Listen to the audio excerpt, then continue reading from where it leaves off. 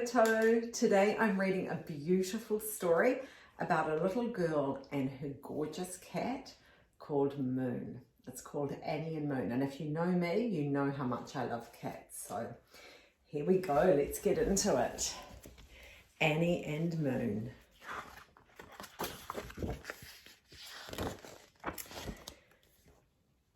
Annie and Moon are good friends. They even look alike, which is strange because Annie is a girl and Moon is a cat. Annie has black hair and green eyes like Moon, and Moon has black fur and green eyes like Annie.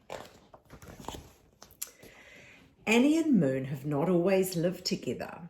When Annie was little, she lived with her mother and father in their own little house in the country. But when she was 4, her father went away to live somewhere else, and the house seemed empty without him. "It's lonely here," said Meg. "Let's move into town where there are more people."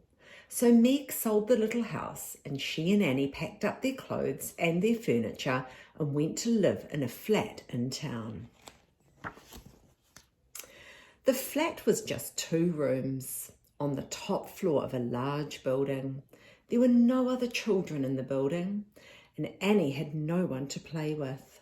So one day, Meg brought home a tiny black kitten.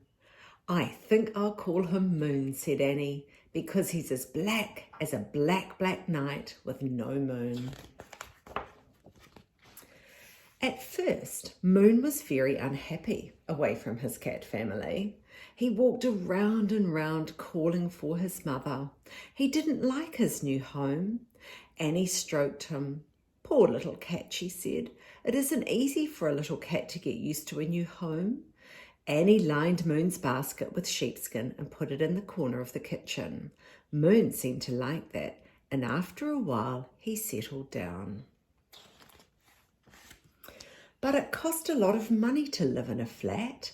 "We haven't got enough money to live here," said Meg. "Let's go and live with Auntie Myrie." So Meg and Annie packed up their clothes and their furniture and moved to Auntie Myrie's house. At Auntie Myrie's house, there were lots of children to play with, but cats aren't allowed to sleep inside, said Auntie Myrie. So Moon had to sleep out in the shed. Annie cried when Moon was put outside at night. Moon cried too. Meg had some friends who all lived together in a big old house.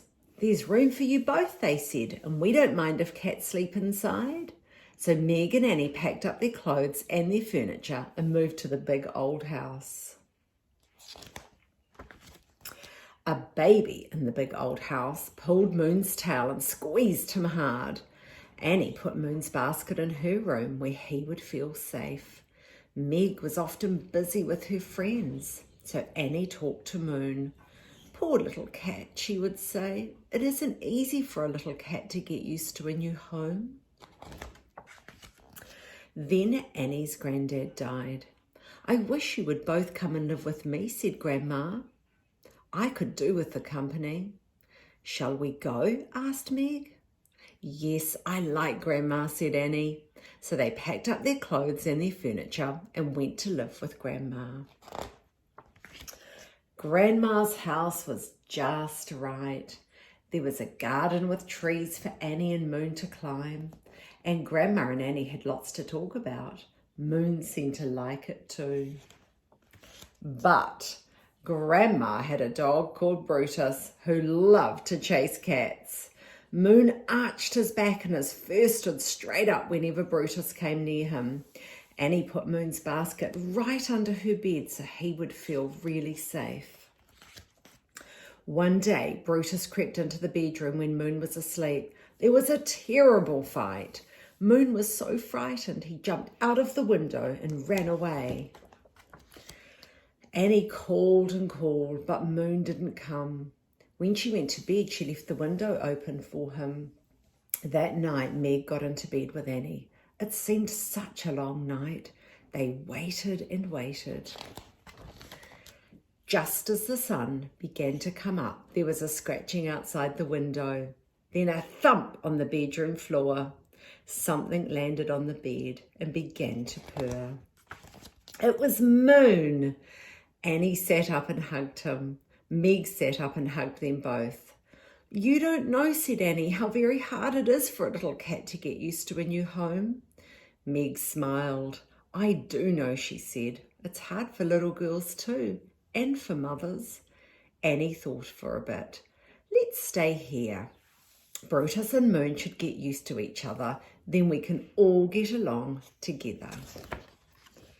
And do you know, after a while, they did get along just fine.